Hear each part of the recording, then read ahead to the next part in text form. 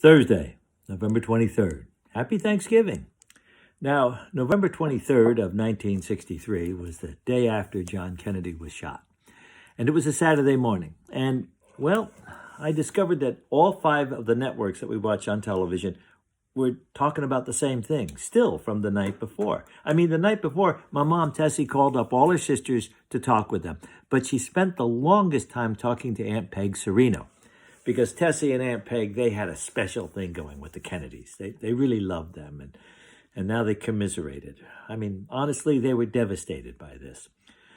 Saturday morning, Walt went over to the fire hall because the volunteer firemen wanted to check over all their emergency equipment and procedures in case we were under attack.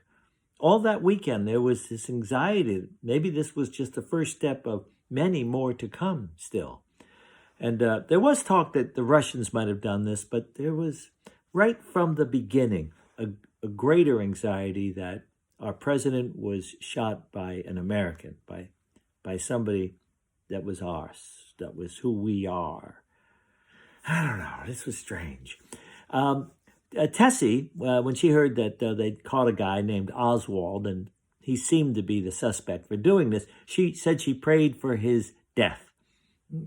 Wow. She looked right at me in the kitchen and she said, yes, I pray for his death. Yes, I'm a Christian, but I pray that this be resolved. And maybe the way this is resolved is the killer gets killed, damn it.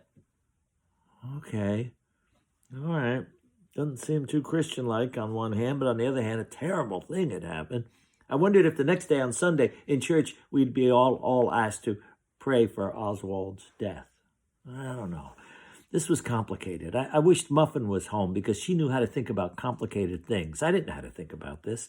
I pulled on my coat and went for a walk through the village.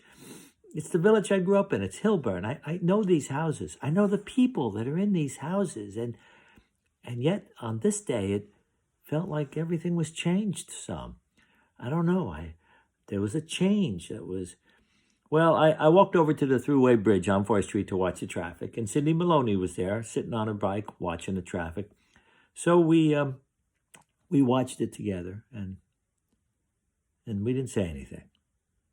And then after a while, we held hands. Yeah. Well, we'll do another one tomorrow. See you then.